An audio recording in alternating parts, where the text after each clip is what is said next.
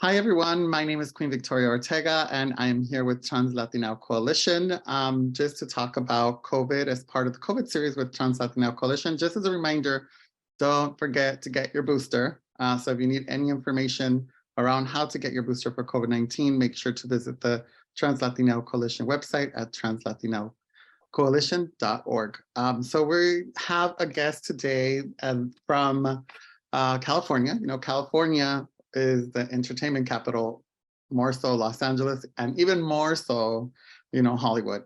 So our guest definitely has a long tenure in working in the entertainment industry. So I want to welcome Roman for joining us. Do you want to go ahead and introduce yourself? Yeah, I'm Roman Navarette. I am working currently at Warner Brothers Discovery, DE&I marketing, and have 20 years in the business. Most of it was at Fox, at the network, and working in marketing and promotions, events, and things like that. Awesome. Well, great. Thank you for making time to talk with me and to be part of this series. And today I wanted to really talk about like what shifted, like March 2020, what happened, because I know a lot of your work also is around events. So what was March 2020 like for you? Yeah, exactly. You know, at that point, you know, everybody obviously sort of had their world turned upside down, and all industries were affected. And certainly the entertainment industry, you know, definitely had to go through, you know, what everybody was going through, which if I think back on that time, the word that kept getting used, right, was pivot, right? Everybody had to pivot. Everybody kept saying that, you know, I'm pivoting.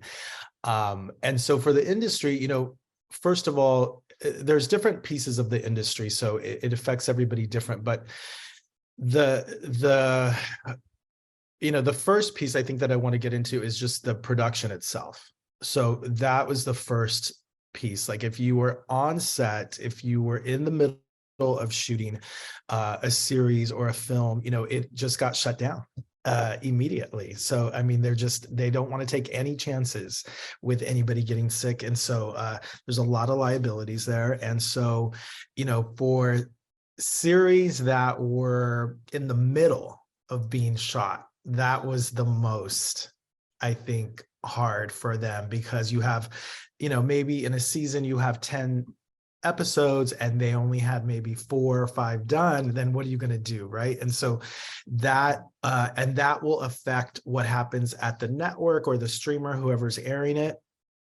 Obviously everybody on set, the actors, all the below the line people like makeup artists, you know, set designers, all of that. So everybody had to sort of, you know, figure that out. And then I think that, you know, at that same time, because the audience was at home, you know, all of a sudden it's like you're at home and you can't go out at night. So a lot of the streamers became really popular. So people were consuming more television than ever, right? So the basic channels on broadcasting cable, but then you're streaming, which is available, you know, 24/7, and you can go on all of these platforms and watch whatever you want, whenever you want. And I think that that's when we saw the big popularity of that happening. Great, thank you so much for sharing that. One of the things that came up like recently in the Media Power Brunch that Warner Brothers Discovery did in conjunction with the Trans Empowerment Center was that actors had to do self-tapes, and it seems like that's just the industry standard. What are some other things that like permanently changed because of COVID? Yeah, I think that when you think about events, so, you know, a lot of what I do, it was around events and marketing. And, you know, when you're launching a TV show, a movie, you do screenings, you do parties, you do red carpets, you do activations in malls and, you know, things, you know, in big spaces like Times Square, or, you know, stunts and things like that. So everybody had to, again, using that word pivot, to see how can I promote a show doing it virtually, and that's when you really have to get creative. You're like, okay, I need the press to watch this show. I need community orgs to do a screening. How do you do that? So ways to do that were sending out codes, virtual codes where the person could watch it on their screen from home. And you could chat about it with people and about what you were watching and have that buzz and get that, because ultimately you want people to get on their social media and start tweeting about it or posting about something that they saw, a good show that's coming up. And with press, as normally with any sort of reach out to press, you always want to make sure that they're taken care of and that they're catered to and that they're, enticed to watch what you're giving them. And so what people would do is we're sending them at-home kits. So you'd open it up and it'd be like a bottle of wine, snacks, popcorn, things to enjoy as you were watching, and they could receive that in the mail. And people love that. People like to get things, especially during that time. A lot of people were sending Uber Eats codes, Postmates codes. So you'd have $25 to order whatever you wanted and have it delivered. And so that's where you had to sort of pivot to that, is get people interested virtually. So I think that was something that changed. Self-tape was something I saw even before pandemic. I remember helping actors, because sometimes they would be in another city and they couldn't get physically over. But I think now you're right, is definitely happening more and more. And also interviewing for jobs at the studios. So all the interview, people, that to me was a huge thing, because people are used to going in, shaking the person's hand and getting a vibe, right? And spending an hour in front of a recruiter, in front of a hiring manager. And then all of a sudden, all of the interviews are like you and me right now, on screen. That's it. And so if you're a candidate and you are going to be doing that, you really need to knock it out of the park, because you don't have that physical, and some people liked it better. They're like, well, they got more nervous in a physical interview, right? But a virtual, they were able to do it. So I think those were things that we all saw happen. Well, plus I think that it's cool because then you just have to get half dressed. The bottom half, who cares?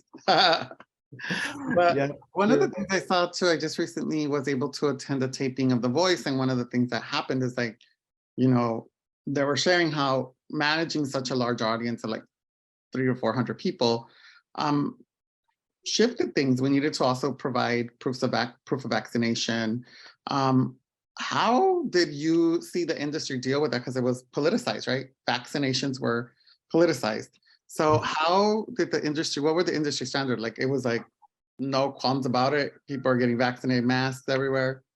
I think that's pretty much what I saw. It was if you want to be in these spaces and you want to keep moving, whether it was from a work perspective or an audience perspective, you had to provide that documentation. You had to provide, and if not, then you just couldn't, participate. Definitely saw that, and as you know, one of the big things that shifted also was award shows. So award shows are huge, right, in the industry. And so Oscars, right, and all of that. And so, yeah, there were times where things were canceled completely, or they were going to do it where there's no audience now. There's just no audience, and there's just the actors, and they're sitting in tables far from each other. I saw that at the Emmys, I think a couple of years ago when the first Emmy happened after. So that was certainly something, it's all about liabilities, and they just better safe than sorry. Better safe than sorry. Some things are not necessary. Of course, it's great to have an audience full of, 1,000 people, but better to be safe. And so people just had to make those, concessions. Thank you very much. By the way, disclaimer, I am from Boyle Heights, 100% Latina, and my neighbors have chickens and roosters. So yes, you might be hearing some roosters in the background, just letting y'all know. But for my last question to you, Roman, is like, what do you feel is the story that's going to be told? Like one of the takeaways from like COVID, like how is that story going to be told? Because I've seen it here or there, but not necessarily like when stories are being told around this time in the entertainment industry. I mean, that's a big question. I feel like it is kind of what you want it to be, what you make it out to be. And I think that when you look back on it, people are going to see this as a time in which everything was sort of rewritten. Everything was sort of leveled off. A lot of people lost their jobs in the industry and other industries as well. And so everything was leveled off. And it was a time, again, to sort of pivot in your career. Like a lot of people, I always said this because, you know, when you work on a studio lot, there's that cachet. Like I work on the Fox lot, you know, I work on Warner Brothers lot or Sony or whatever. But for a lot of people, they get caught up in that bubble. And it's like, okay, but what do you do there? Right? What is your job there? Right? And so I think when you had to work from home, you realize, a lot of people realize was like, wait a second, I actually don't really like what I do. You know what I mean? Like so I more liked where I was going to work physically, you know, on the lot and walking around and having a friend come visit me on the lot and walk by the sound stage to lunch and all of that. But when you were forced to be like, okay, what am I going to do? What do I want to do? And I think that's a time when people were quitting their jobs, or if maybe it was a layoff situation or whatever, and people were like sort of rewriting where they were going, what they wanted to do. And so a time of change, I think. And then when you factor in what happened in May of 2020 with the George Floyd murders and Black Lives Matter protests, that was happening off the heels of COVID-19. And I really do think that that was a game changer as well for companies. And so I think that people will look back on this was a time in which history was rewritten. People changed their lives.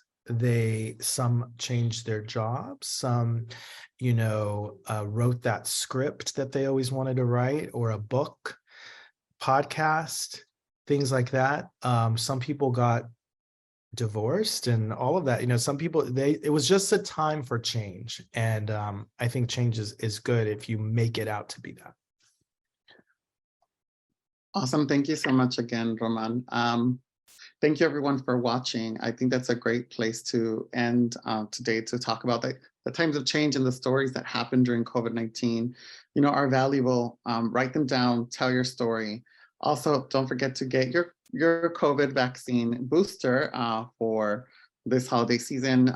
So I just want to remind everyone to visit TransLatin Coalition.org if you want more information around how to get your COVID-19 boosters. And thank you again for joining us, everyone. And thank you again, Roman, for giving us insight into what happened in the entertainment industry during the COVID-19 pandemic, which we're still not 100% out of, but, you know, we definitely are seeing much more events taking place in person. We're seeing people write down their stories around that. So I'm looking forward to hearing more. And we'll probably discuss that in a later episode as well. So thank you very much. Bye, everyone. Bye.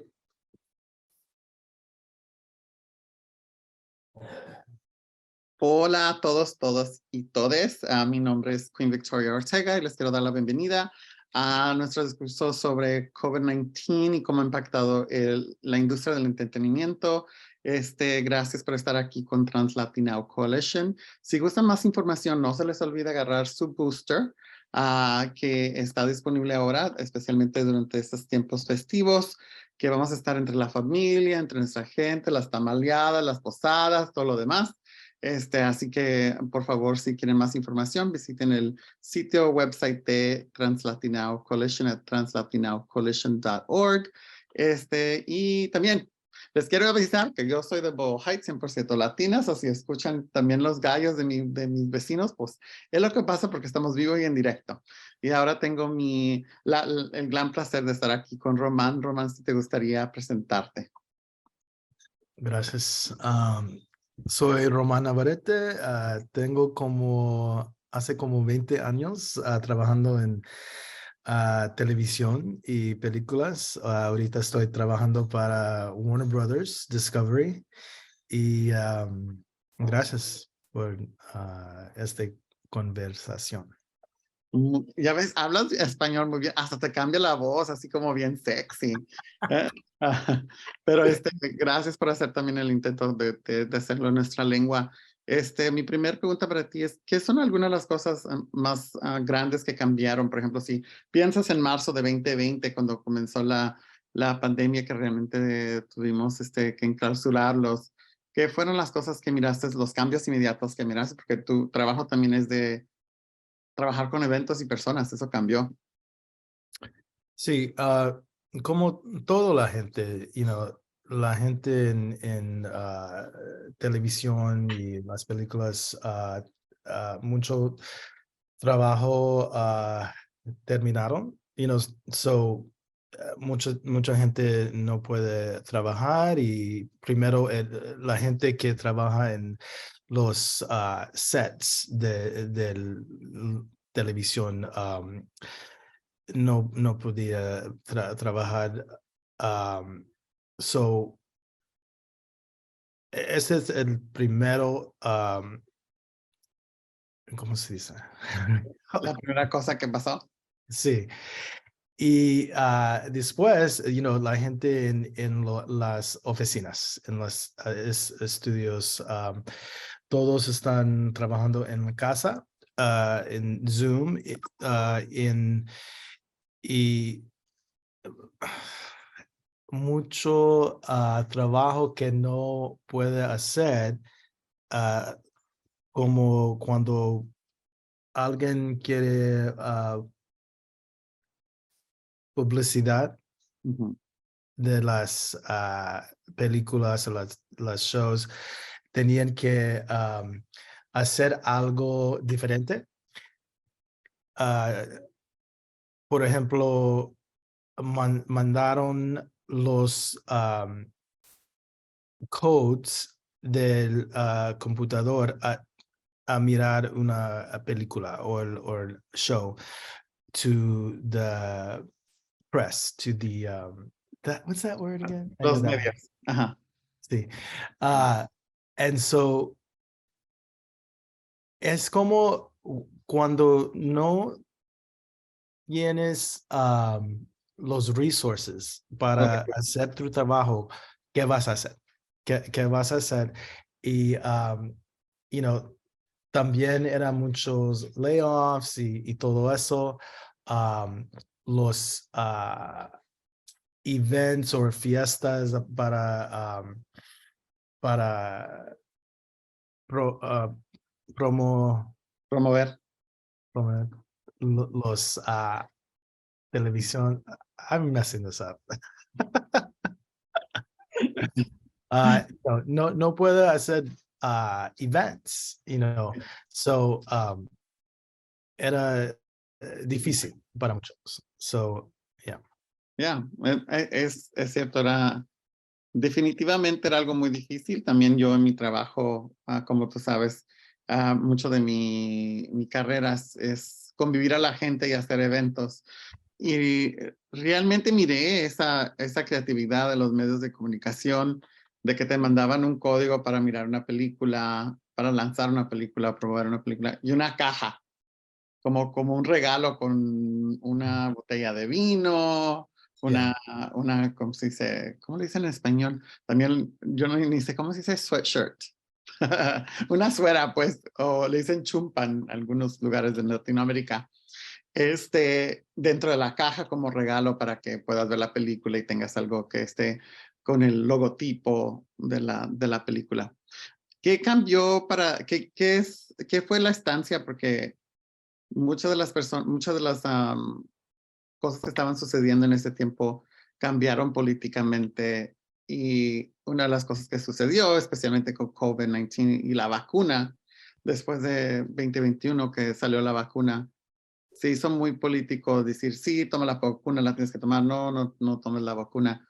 Los medios de comunicación y los estudios, ¿qué era, qué era lo que ellos pensaban? ¿La tenías que tomar o tenías que Sí, poner la máscara? O, sí, que era muy importante.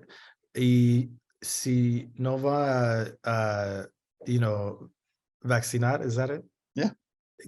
que entonces no van a ir a las, los estudios o las sets a trabajar, o, Oh, wow. oh, So, fue así como, si no te vacunas, si no tienes la vaccinación, la vacuna, no puedes trabajar. yeah, Oh, ok, so, era muy directo. sí. ¿Alguna cosa que tú notaste que cambió en la creatividad o cómo se estaban diciendo las historias de las personas en este tiempo? ¿Cómo piensas que las historias se van a decir en el futuro del tiempo de COVID-19? Porque miré algunas cosas que se dijeron en las historias de los medios, pero no necesariamente en una novela, por ejemplo, o una película que miré en particular, que Ujú, estaban viviendo en el en el tiempo de 2020 y 2020. ujú, ujú. Ah, miré a uno ah, que se llama The Morning Show con Jennifer Aniston Ajá, sí, sí. en Apple TV. Oh, sí. Yeah. Ah, pero sí, creo que era, un tiempo que todo cambió y era un tiempo de todos que miran, televisión, miran las películas, no pueden ir al teatro al, mirar una película. So, todos ah, tenían que enseñar cómo trabajo y mirar y comunicar en el computador a estos televisión, programas y películas um, y era un tiempo de, de change, de todos pueden hacer algo diferente si querían y hay gente que how do I say it? Usaron. Usaron ese tiempo para algo positiva y hay otros que, you know, Lo usaron para comer como yo. so, Sí, mucho yeah, cambio. you see, and you know, I don't almost want to say that in English, but Go that ahead. half, the glass half full or half empty, Sí, algunas personas tenían que ver el vaso medio lleno o medio vacío. So tenían que yeah, adaptar cómo miraban su vida. yeah. Y los streamers, como Netflix, Hulu, HBO Max, esos, eran muy popular, Pues and claro, porque yo me agarraba mi tamal, mis tacos y me ponía a ver la televisión toda la tarde y toda la noche. Am, pero muy importante recalcar que sí era un tiempo de mucho cambio y que las personas tomaron este tiempo para evaluar si querían trabajar en esa carrera o no. Hacíamos casi todas las reuniones por medio de Zoom y mucho de ingerir o mirar diferentes programas de televisión. Y algunos programas que nunca pensarías que los mirarías, unless, a lo menos que era este tiempo de que pues no había más nada que ver. Pero gracias, muchísimas gracias, Román, por tu tiempo. Una de las perspectivas muy importantes de saber qué es lo que sucedió dentro de los medios de comunicación y dentro del campo de entretenimiento durante el tiempo de COVID y que algunas cosas se han quedado, ¿verdad? Algunas prácticas, pero muchísimas gracias y les quiero recordar a todas las personas que están escuchando, mirando este mensaje, que no se olviden de tomar su booster de vacunación de COVID-19 porque estamos en el tiempo de las fiestas navideñas, del tiempo de Thanksgiving, como tú le digas, el tiempo del pavo. Es súper importante de poder tomar nuestros boosters de vacunación, especialmente que vamos a estar con nuestros familiares y con muchas personas.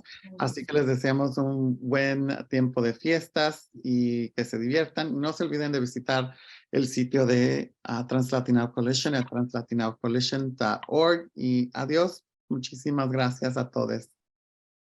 Bye.